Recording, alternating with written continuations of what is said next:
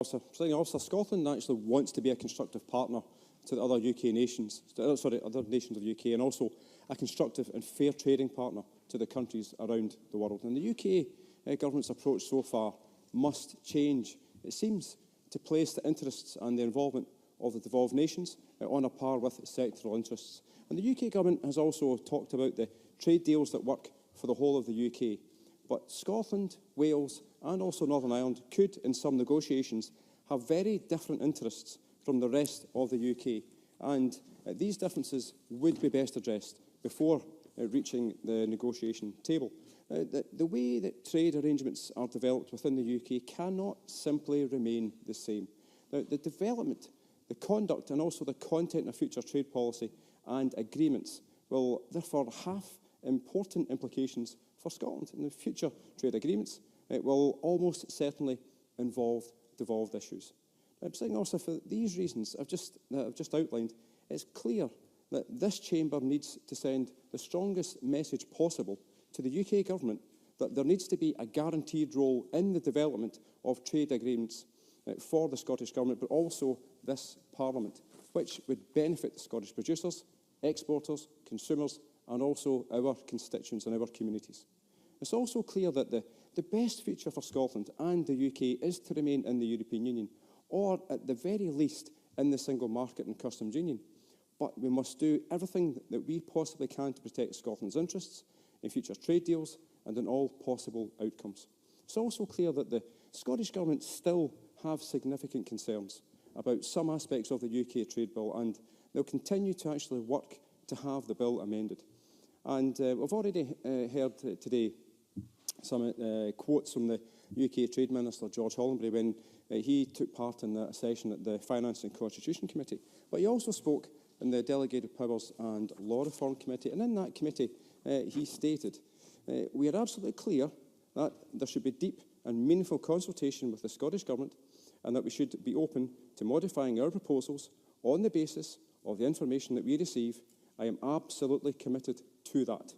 He also continued by saying, "It seems to me that we will get much improved and much more deliverable free trade agreements if we can all agree on exactly what they should end up proposing and how we should negotiate them. And the fine detail of what form that mechanism will take is yet to be resolved, but I give the committee a political commitment that I believe that it is absolutely right that the devolved administrations should have a real input."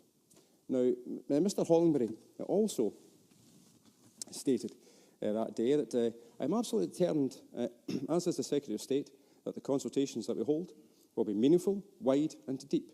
We will take into account the interests of all interested parties, which certainly includes the devolved authorities.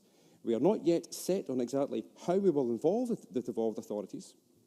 Now that tells me a few different things, Presiding Officer. First of all, that here is a UK minister who actually understands one aspect of this, and that's it's not about a veto that we heard earlier on from Mr Tompkins.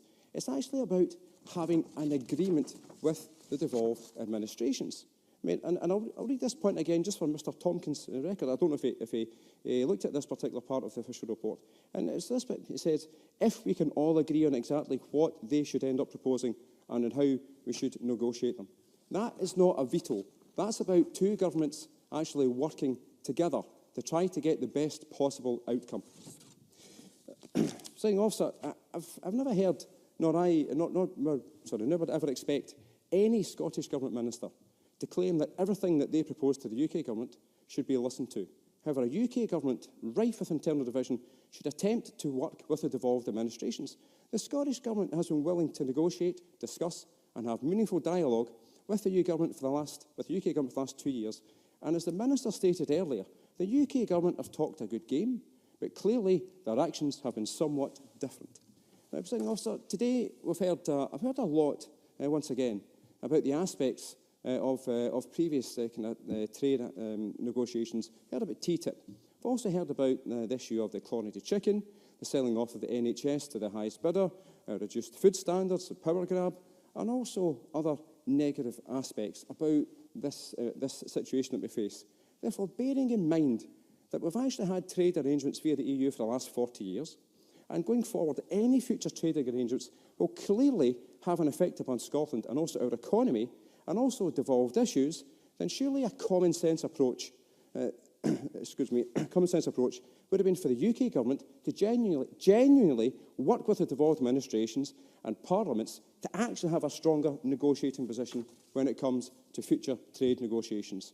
Now, the UK wrecking ball approach needs to stop, and a reboot of the intergovernmental arrangements, as Tavish Scott spoke about in his comments, it needs to happen to build the trust and also the common ground to take forward international trade discussions. If the UK government doesn't, then our constituents, our communities, our economy will not be in a beneficial position. Thank you very much. Thank you very much, Mr. McMillan.